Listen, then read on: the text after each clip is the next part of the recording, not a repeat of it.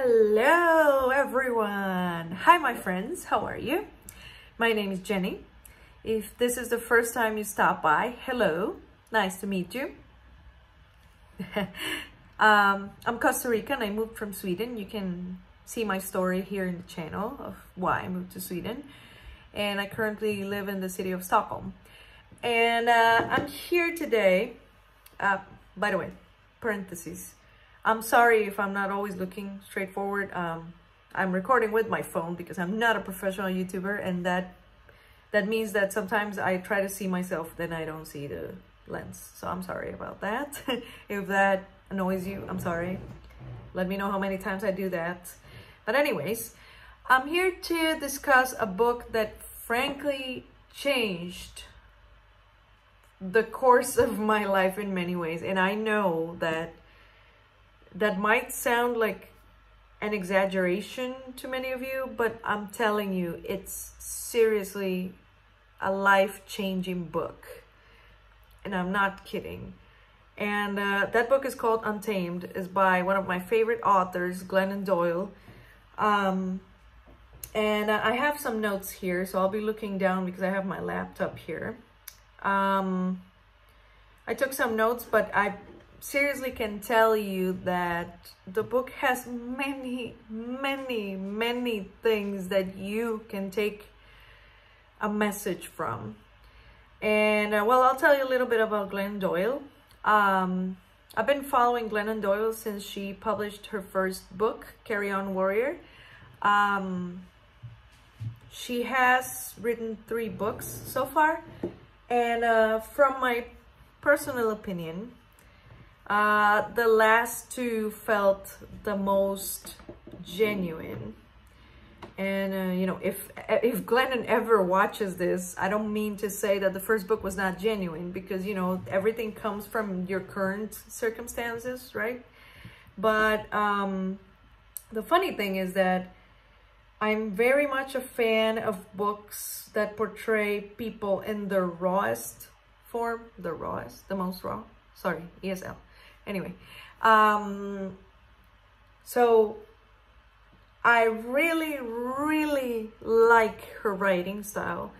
She's one of those authors that pretty much you start and then you can never stop. It's that type of book that you feel that you must keep going, and then when you notice 3 hours have gone by and you're still reading. So it's that kind of book. It's that good.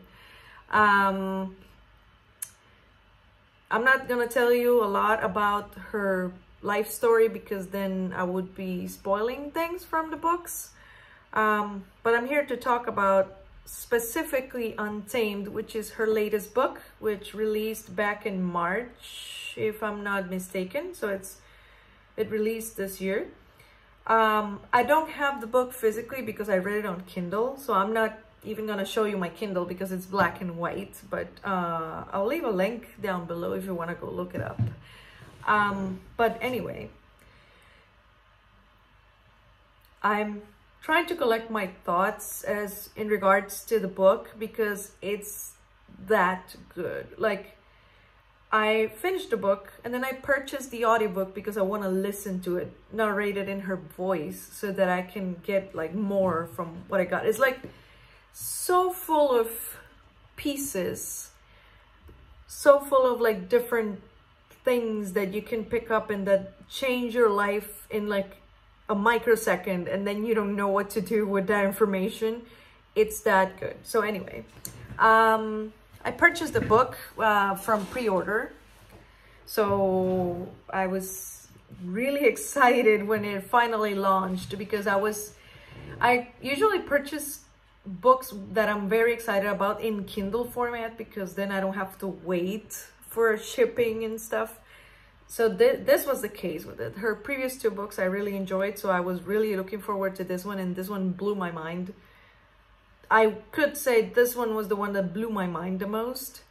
And I have a few points on my laptop that I want to talk to you about. And I don't want this video to be too long because I know then I would lose you. But I hope if with anything that I say then that takes you to buy the book, then by all means. And I hope I can meet Glennon someday. I'm sorry, I'm being weird now. Okay, anyways, so the first note that I made on my laptop is the thing about personal freedom versus meeting people's expectations. So she does mention in like different parts of the book this idea and this notion that especially us women, but also men, and I'll get to that later, we tend to try to abide to the structure that we're put in. So we are pretty much put in cages, and she mentions a story about a wild animal, but we're pretty much put in cages of the things that we are expected to be and expected to do.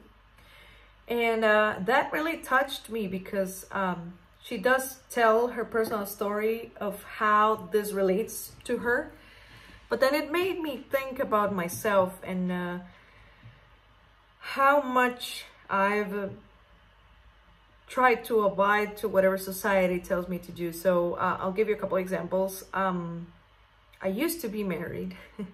I used to be married. I mentioned that in my story of why I moved to Sweden. I used to be married a couple years ago. I used to plan to have kids, but then I don't plan to do it anymore, at least not in the near future. So those are two things that society usually tells you, like, hey, you don't have a boyfriend, then you're kind of late in life, then you don't have children, and you're running out of time, and blah, blah, etc., etc. You must like men if you're a woman, and you must like women if you're a man, etc., etc. So all of those cages that we're put in are not really our life necessarily. And it's okay if you haven't won those things like a marriage and children and if you're heterosexual and whatnot, but not everyone wants that, and that should be okay. And for many people it's okay because you don't really have, sometimes you don't have like a physical reason why not to do what you want to do, but then you have the mental cage. And that's something that we should first recognize and then try to, you know, get ourselves out of the cage, right? So this was a first thing. And then there are many instances in the book where she explains something related to this, but I just wanted to mention that. Second thing that I wrote down that actually relates to me particularly, well, that sounds like I'm the center of the world now, but which actually touched me deeply because it relates to my personality, is how we're afraid of being sensitive, and how society rejects sensitive beings like myself and like many other people around the world. And she really goes deep into why actually being sensitive is a gift. And I'm gonna read a little piece of what she says. So this is a quote. It says, "The opposite of sensitive is not brave. It's not brave to refuse to pay attention, to refuse to notice, to refuse to feel and know and imagine. The opposite of sensitive is insensitive, and that's no badge of honor." So let that sink in. And that really touched me because I've always been against my sensitive nature, and I'm a big crier, and I cry about anything. So I cry when I'm angry, I cry when I'm happy, I cry when I'm sad. I even cry when I laugh too hard. So I've always been against that, and this also really touched me. And she did also mention that sensitive beings like I am, and like I'm sure many of you are, in other societies, they are put apart to be shamans and medicine people and stuff. And in our Western society, we're just seen as the weaker links. So that's that's pretty sad, but that also got me thinking about how much I should appreciate my sensitive being. Then the third thing I have is the fact that we women tend to look outside for approval and affirmation. And she does make an example of a situation where she was with boys and girls in the car, and she asked something to the girls, and then the girls looked at each other. Oh, that was not in the car, that was in the living room. Yeah, that was in the living room. Sorry. And the girls would look at each other to see what the other one would do, to do the same. But the boys just answered whatever they felt like answering. They didn't look at what their friend was going to say. And then she talked about how much more women tend to look for external approval and affirmation. And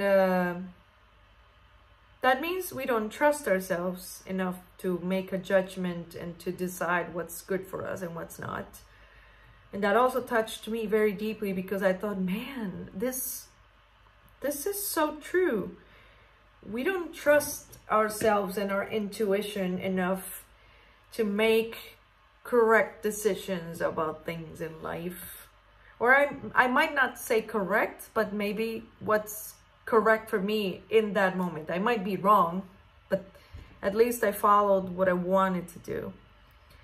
And it doesn't mean, by any means, I don't mean that you shouldn't listen to advice, and no.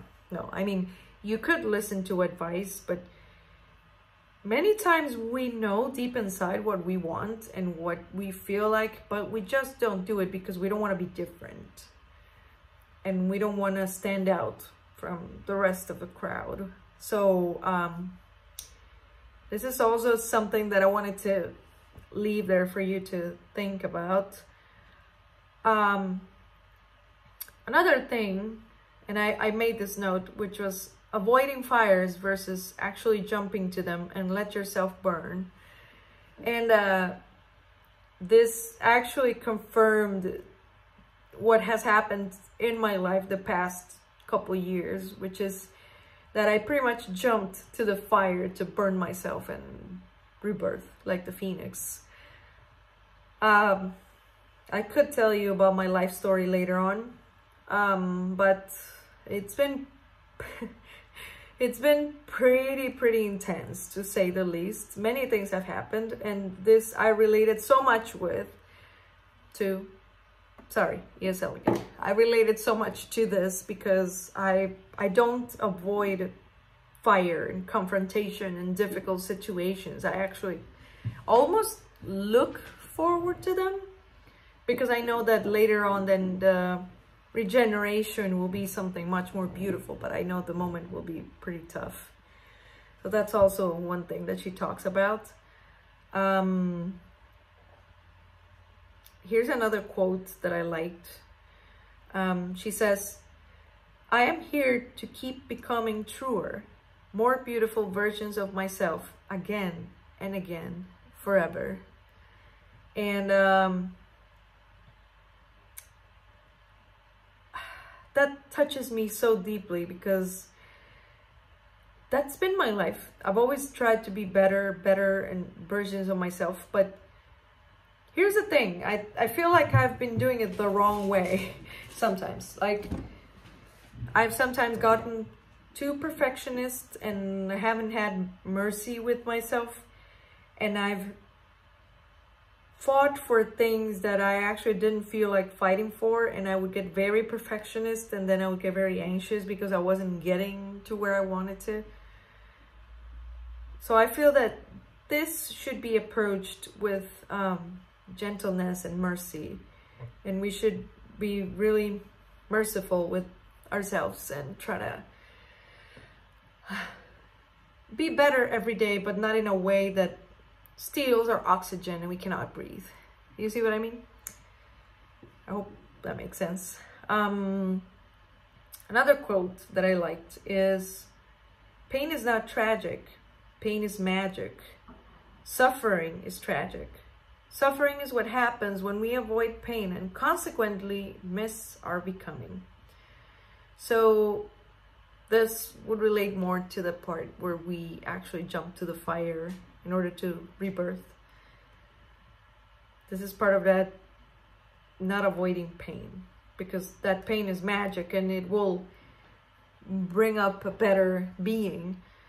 And then she talks, I just want to go briefly into this because I don't want to enter a debate about this topic. She does talk about how any organized religion tends to make you not think. And I'm sorry if any of you don't agree with me. I'm not trying to disrespect anyone. In fact, I'm just quoting the book. But she talks about the fact that you don't have really much the liberty of thinking, because then you're not really following whatever book or whatever rules your religion has. So she does spark some thinking about, you know, am I just following or am I actually doing what I feel is correct? So that's also that. I don't want to get into that. If anyone wants to talk about that topic, we can discuss it, but I don't want to get any hate about this. I'm not attacking anyone, okay? Let's see. Two things that she talks about acknowledging in our lives are our feelings, which I already explained, and our greatness. And this relates so much to your self-worth and your self-esteem, because the fact is we sometimes feel that we're so small. We feel that we're very small and it wouldn't make a difference if we weren't here in the world. But the thing is that it actually does, and we all have special things. And I know this sounds like a corny piece of talk, but we all have something special that we brought to the world. It's the reason why we're here. And it can even mean making a difference to one person, to your family, to your circle of friends. Not everyone is meant to be a world famous musician or whatever, but we can all make a difference, big or small. And that's why we're here in the world. So that acknowledging our greatness is also something that I really picked up from the book. The other thing that she mentioned, and I think this is the last thing I want to mention before I close this video, is how gender roles affect everyone. But then before this section of the book, she has been talking about women and how we women behave, but then she does talk about how men are also affected, which is, in my opinion, a true way of explaining the real, non-biased, non-corporate feminism. And then again, not trying to spark controversy. This is just my opinion. If you want to talk about this, I can definitely make a video about this topic and my thoughts. I consider myself a feminist, but I do consider myself a true feminist, not the type that hates men, as some people think feminists do. I don't hate men at all. And I also try to look at both sides of the spectrum, because I know that patriarchy also affects men and the way they are not supposed to express their feelings and the way they are supposed to behave around women. And it even affects men, even if they're not heterosexual, because homosexual men also live in these patriarchy imposed roles. And then again, this is another topic that I could go on and on and on about. But anyway, I like the balanced outlook that she has on her book, and the fact that she's not only partial to women, although I think her market is directed to women mostly. But I like the fact that she also includes a perspective on what men live and go through and how they behave and how we can be better understanding of the pressures that they go through as well. So, I think this is a very good book. It's one of those books that I would reread. It was the same with Love Warrior, which is her previous book. I've listened to Love Warrior about once a year since it came out. And I get a different nugget of wisdom every time. And this is one of those books that I think you should read it, no matter what kind of books you like. If you're more into fiction, I understand, but this is actually a life-changing book. It gives you perspective on so many things, and her story is so rich and so deep and so hard. I've cried because I've read her stuff and her blog, Monastery. It's called, her blog is called Monastery. I've followed her for so many years that I practically feel like I know her. And I like the fact that she's able to take her hard story and make it into something beautiful that people can actually use for their life. And I love that, and I'm about to cry. And I don't know if she'll ever bump into this review. If you do, hi Glennon, I'm your biggest fan. I'd love to meet you one day. This touched me on so many levels as a woman, as an LGBT woman, because I am bisexual. That's what I consider myself. As a human being, because anything that she talks about relates to all of us as human beings and how we should be more compassionate with ourselves and with everyone else. I gave it a 5 stars on Goodreads, and I'm looking forward to anything looking forward to anything she publishes in the future. Sorry, I lost my train of thought. And hopefully one day after this pandemic is over, she'll go back to maybe doing tours and I'll be able to meet her. I don't know. But anyway, I would say get the book. If you like audiobooks, wonderful, because I like her voice. I like to listen to her books narrated by her because she does put more feeling to them. So yeah, that's the video I wanted to bring you today. I hope you enjoyed it. All my social media is down below. I just started doing TikTok. Some of them are in Spanish, so I'm sorry if you're not a Spanish speaker. I think I also might publish Spanish videos on this channel. If I ever do, I'll just put subtitles on them so that no one feels like left out or anything. So, but yeah, if you like this video, give it a thumbs up. Don't forget to subscribe and activate the notifications.